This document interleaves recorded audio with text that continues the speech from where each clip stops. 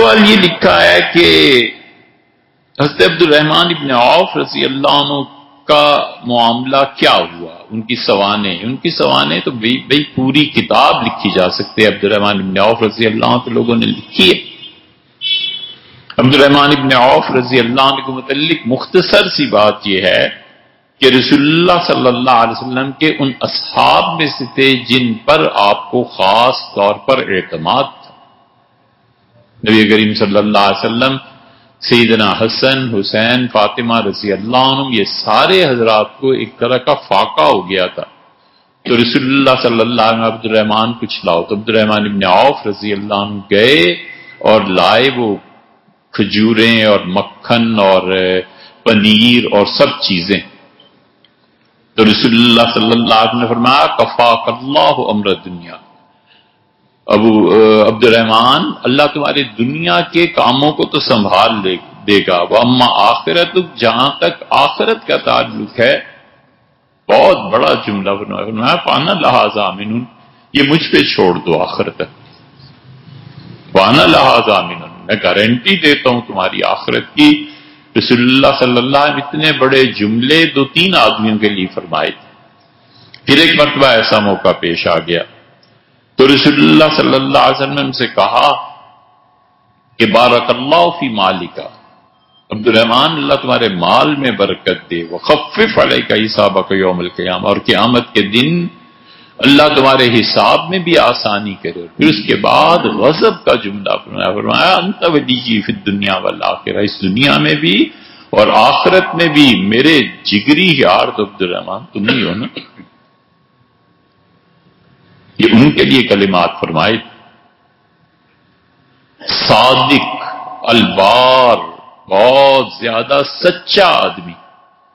یہ کہا تھا سیدنا علی رضی اللہ عنہ نے جب شورا بیٹھی ہے 6 آدمی، حضرت عمر رضی اللہ عنہ فرمایا تھا خلافت انہی میں رہے گی. تو بیٹھتے کے ساتھ ہی عبد الرحمن ابن عوف رضی اللہ عنہ نے کہا کہ میں تو مر بھی جاؤں تو خلافت نہ لوں، اگر تم چاہو تو میں خلیفہ منتخب البتہ کر دیتا ہوں. سب نے کہا حضرت آپ بتائیں. سعد رضی اللہ عنہ نے کہا کہ میری تو رائے یہ ہے کہ خلیفہ آپ ہی کو ہونا چاہیے. ان کے حق میں دستبردار ہو گئے. زبیر رضی اللہ عنہ بولے اور انہوں نے کہا میں خلافت کے لیے سمجھتا ہوں کہ علی حقدار ہے. اور ابو عبیدہ بن الجراح رہ گئے تھے، نہیں طلحہ رضی اللہ عنہ نے کہا کہ میں تو خلافت سمجھتا ہوں کہ عثمان رضی اللہ عنہ کا حق ہے. تو طلحہ عثمان کے لیے دستبردار ہوئے، زبیر علی کے لیے ہوئے، سعد عبد الرحمن کے لیے رضی اللہ عنہ. تو دے کے 2 ہی شخصیات رہ گئی تھیں. تو عبد الرحمن ابن عوف رضی اللہ عنہ نے حضرت علی رضی اللہ عنہ سے پوچھا کہ علی اگر میں کسی کو امیر المومنین بنا دیتا ہوں تو تم اس پہ اعتماد کرو گے؟ انہوں نے کہا حضرت کیوں نہیں، میں نے رسول اللہ صلی اللہ علیہ وسلم سے سنا ہے کہ عبد الرحمن ابن عوف اتنا امانت دار شخص ہے کہ دنیا میں تو ہم اس پہ اعتبار کرتے ہی ہیں، امانت کے معاملے میں اللہ کے فرشتے اس کا اعتبار کرتے ہیں. سیدنا عمر رضی اللہ عنہ کے بارے میں کہتے تھے کہ سید من سادات المسلمین، مسلمانوں کے جو سردار ہیں، بڑے بڑے لوگ ہیں، ان میں سے سید ہے ہمارا آقا.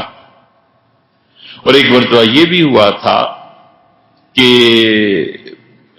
بنو جزیمہ ایک قبیلہ تھا، ان کے پاس رسول اللہ صلی اللہ علیہ وسلم خالد بن ولید رضی اللہ عنہ کو خالد رضی اللہ عنہ سے کی لڑائی ہو گئی. خالد رضی اللہ عنہ کے چچا تھے فاقہ بن مغیرہ. فاقہ بن مغیرہ کو اس جزیمہ نے قتل کیا تھا.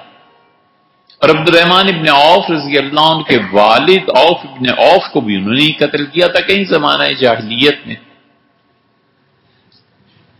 تو عبد الرحمن ابن عوف نے خالد ابن ولید سے کہا کہ یہ سارا قتل اصل میں تو اس لیے ہوا ہے کہ تمہارے چچا کو انہوں نے قتل کیا تھا. انہوں نے کہا عبد الرحمن کیا کہتے ہو، میرے چچا کو کیا تمہارے باپ کو نہیں انہوں نے قتل کیا تھا. اس پہ بات بڑھ گئی اور عبد الرحمن ابن عوف اٹھے اور جا کے خالد رضی اللہ عنہ کی شکایت کی. رسول اللہ صلی اللہ علیہ وسلم نے دونوں کو بلایا اور آپ نے کہا دیکھو میرے دوستوں کے بارے میں کچھ نہ کہو. یعنی مطلب یہ تھا کہ عبد الرحمن کو کچھ نہیں کہنا چاہیے تھا، چپ رہنا چاہیے تھا. اور فرمایا اللہ کی قسم خالد تم بہت پہاڑ کے برابر سونا خرچ کرو اور یہ ایک پاؤ سونا اللہ کی راہ میں دے دینا، یہ قیامت میں تم سے زیادہ بڑھ جائے گا. عبد الرحمن ابن عوف رضی اللہ عنہ 2 ہجرتیں کی تھی، پھر بدر میں شریک رہے، پھر خلافت کے لیے منتخب کیے گئے، پھر رسول اللہ صلی اللہ علیہ وسلم کا خاص قرب انہیں حاصل تھا. عبد الرحمن ابن عوف رضی اللہ عنہ کی جب وفات کا وقت آیا ہے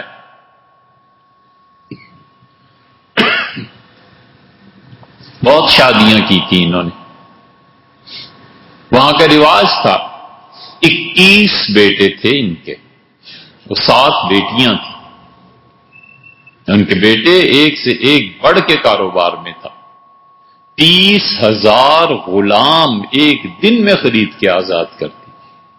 اس دن عبد الرحمن ابن عوف رضی اللہ عنہ بیٹھے ہوئے تھے، فرمایا لاؤ غلاموں کو. غلام لائے گئے. ان کے بیٹے کہتے ہیں کہ انہوں نے گننے شروع کیے، یہ 50، یہ 100، یہ 100 منڈی لگتی تھی نا غلاموں کی. 30,000 آدمیوں کے متعلق فرمایا پیسے دو اور ان سب کو آزاد کرو. سلیمان ابن عوف رضی اللہ عنہ جب انتقال ہوا ہے تو ان کے پاس اتنا سونا تھا کہ کلہاڑیاں مزدور لائے اور سونے کے ڈلے کاٹنے توڑنے شروع کیے اور کلہاڑیاں کند ہو گئیں اور لوگ تھک گئے.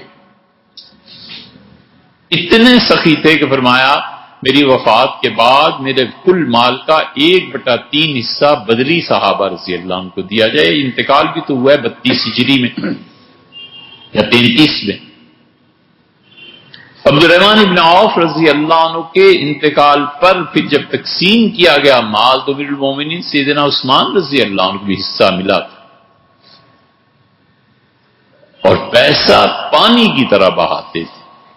ام المومنین حضرت عائشہ رضی اللہ عنہ کہتی ہیں کہ رسول اللہ صلی اللہ علیہ وسلم سے فرمایا تھا کہ میری وفات کے بعد تم لوگوں پہ صرف وہ آدمی خرچ کرے گا الصادق البار جو بہت ہی نیک ہوگا، بہت ہی سچا آدمی.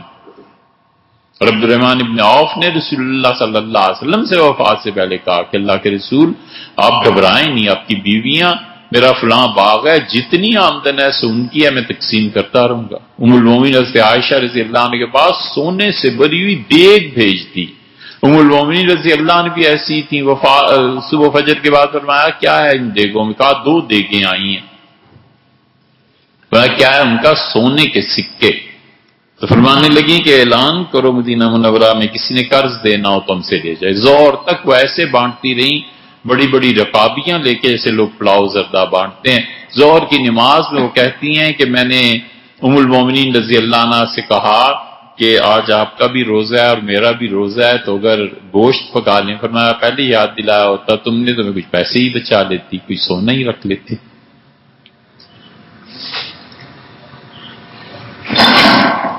ان کے انتقال کا وقت جب آیا عبد الرحمن ابن عوف رضی اللہ عنہ کا تو ان پہ غشی طاری ہو گئی. لوگ سمجھے انتقال ہو گیا. ان کے کپڑے درست کر دیے ان کے بیٹوں نے.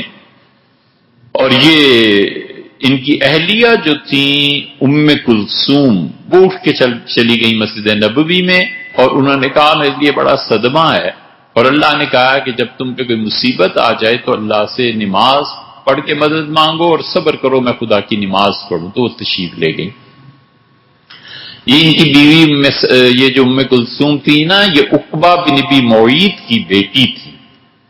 اور عقبہ بن معیط یہ ایسا بدبخت تھا رسول اللہ صلی اللہ علیہ وسلم نے بدر کے قیدیوں کا جب دیکھا یہ عقبہ حضرت بلال رضی اللہ عنہ کو گھسیٹتا تھا، صحابہ رضی اللہ عنہ کو مارتا ہے وغیرہ وغیرہ.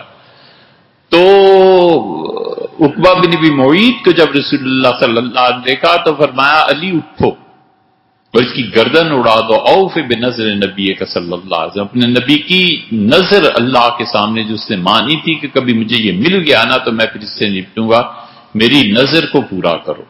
وہ کہتے ہیں ہمیں اس دن پتا چلا کہ رسول اللہ صلی اللہ علیہ وسلم نے اس کے خون کی نظر مانی تھی کہ اس نے جتنی تکلیفیں دی ہیں نا اس کو اس کا مزہ چکھنا چاہیے. جب لے کے جا رہے تھے قتل کے لیے تو اس نے کہا مالی صبیہ، میرے بچوں کا کیا ہوگا؟ رسول اللہ صلی اللہ علیہ وسلم نار، جاؤ جہنم. اس کی بیٹی تھی عبد الرحمن ابن عوف رضی اللہ عنہ کی شادی اس سے ہوئی. اللہ تعالیٰ نے بڑی قوت دی تھی. دومت الجندل میں رسول اللہ صلی اللہ علیہ وسلم بھیجا تھا، فرمایا تھا تم جاؤ فوج کے ساتھ اور وہاں تم فتح بھی پاؤ گے، مجھے پتا ہے تم غالب اور کامیاب ہوگے، اور شہزادی کے ساتھ شادی تم نے کر لینی ہے. وہ بھی تھی. تو 21 بیٹے تھے ان کے. یہ سب لوگ جب فارغ ہو گئے کہ عبد الرحمن کا انتقال ہو گیا اور لوگ رونے لگے، تو اچانک ان کو ہوش آ گیا اور انہوں نے کہا اللہ اکبر. جب یہ جملہ کہا تو پورے ان کے مکان میں جو بھی تھا اس نے اللہ اکبر کہا ایک دم سے نا کہ یہ کیا ہو گیا. تو انہوں نے کہا حضرت آپ کا انتقال نہیں ہوا. فرمانے لگے پتہ نہیں کیا ہوا ہے، لیکن میں ایک ایسی دنیا میں چلا گیا تھا جہاں پر 2 فرشتے تھے، انتہائی سخت چہرے ان کے، ایسے کہ نرمی کا نشان نہیں تھا. انہوں نے کہا لے چلو اس کو اس مالک کی طرف جو غالب ہے اور امن دینے والا ہے. مجھے لے کے چل پڑے. میں دیکھتا رہ گیا کہ ہیں کون. ان کا عزیز اور امین کی طرف، یعنی اللہ کی صفتیں بیان کی. آگے سے 2 فرشتے اور آ رہے تھے. انہوں نے کہا اسے کہاں لے جاتے ہو؟ انہوں نے کہا عزیز اور امین مالک کی طرف، تاکہ اس کا حساب ان کا چھوڑ دو اسے. یہ ان لوگوں میں سے ایک ہے جن کی ولادت سے پہلے جب وہ تخلیق کے مراحل میں ہوتے ہیں تو اللہ ان کی تقدیر میں لکھا دیتا ہے کہ ان کے لیے دنیا میں بھی راحتیں ہیں اور آخرت میں بھی، اور نہ عذاب ہوگا اور نہ ہی یہ لوگ حساب لیے جائیں. اور پھر ان فرشتوں نے کہا کہ ابھی سے رہنے دو، اس کے بیٹے اس سے فائدہ اٹھا لے. تو کہتے ہیں کہ پھر 1 مہینہ وہ زندہ رہے، اور یہ بھی ہے کہ پھر اس کے بعد انتقال ہو گیا.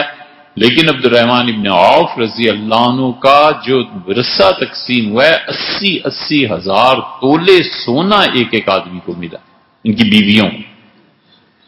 اور عبد الرحمن ابن عوف رضی اللہ عنہ رسول اللہ صلی اللہ علیہ وسلم پہ ایسے فدا تھے کہ نبی کریم صلی اللہ علیہ وسلم کی بیویاں عمر رضی اللہ عنہ حج پہ نہیں جا سکے تھے. جب خلافت کا جو پہلا سال تھا ان کا وہ نہیں حاضر ہوئے، کام اتنے زیادہ تھے. تو انہوں نے عبد الرحمن ابن عوف کو ہی بھیجا تھا، فرمایا تھا تم میرے نائب ہو اور جاؤ اور اعلان کرنا تم حج میں آئے اور تمہاری عمارت ہے. پھر کئی سال بعد حضرت عمر رضی اللہ عنہ نے کہا کہ حضور صلی اللہ علیہ وسلم کی بیویاں جتنی ہیں اس سال سرکاری حج انہیں کرایا جائے گا. تو حضور اکرم صلی اللہ علیہ وسلم کی بیویوں میں غالباً ام المومنین زینب رضی اللہ عنہ بھی حیات تھی، وہ نہیں گئی، باقی سب گئی تھی. تو ان سے کہا گیا کہ عمر کہتے ہیں تو انہوں نے کہا امیر المومنین سے کہنا کہ جب آخری حج کے بعد ہم واپس آئے تھے نا یہاں، تو رسول اللہ صلی اللہ علیہ وسلم نے ہم سب کو جمع کر کے فرمایا تھا علیکن بالحصیر، اب بس اپنی چٹائیوں پہ بیٹھی رہنا، باہر نہیں نکلنا. تو میں تو اس کے بعد کبھی نکلی ہی نہیں، کوئی سفر کیا ہی نہیں. یہ وہ حدیث ہے جس کا حوالہ حضرت عائشہ رضی اللہ عنہ جب بصرہ گئی تھی حضرت علی رضی اللہ عنہ کے مقابلے میں، تو ام المومنین میں سلمہ رضی اللہ عنہ نے خط لکھا تھا کہ ام المومنین آپ بھول گئیں رسول اللہ صلی اللہ علیہ وسلم نے کیا کہا تھا کہ علیکن بالحصیر، چپکی رہو اپنی چٹائیوں سے، آپ کیوں گئی ہیں؟ وہ تو گئی تھی حج پہ اور حج سے بصرہ جانا ہو گیا تھا اچانک. تو ام المومنین میں سلمہ رضی اللہ عنہ نے تو خیر جو بھی گئی تھی، حضرت عمر رضی اللہ عنہ کا عبد الرحمن رسول اللہ صلی اللہ علیہ وسلم کی بیویوں کو کوئی تکلیف نہیں ہونی چاہیے. تو عبد الرحمن ابن عوف رضی اللہ عنہ نے پورا اونٹوں کا وہ بندوبست اپنا کر دیا اور خود اس کے امیر ہوئے، اور جہاں وہ اترتا تھا قافلہ کسی کو قریب بھی نہیں آنے دیتے. بہت مناقب ہے عبد الرحمن ابن عوف. اس لیے جو لوگ کہتے ہیں نا کہ وہ اور لوگوں سے 500 سال بعد جنت میں جائیں گے، ہمیں نہیں سمجھ آتی کہ یہ روایت کیا ہے. اگرچہ ترمذی میں شیخ الاسلام ابن تیمیہ رحمۃ اللہ نقل کی ہے، ہمیں سمجھ نہیں آتی کہ یہ روایت کیسے ہو جائے گی، کیونکہ رسول اللہ صلی اللہ علیہ وسلم نے ان سے خود فرمایا تھا کہ جنت اور آخرت میں اس کا ضامن.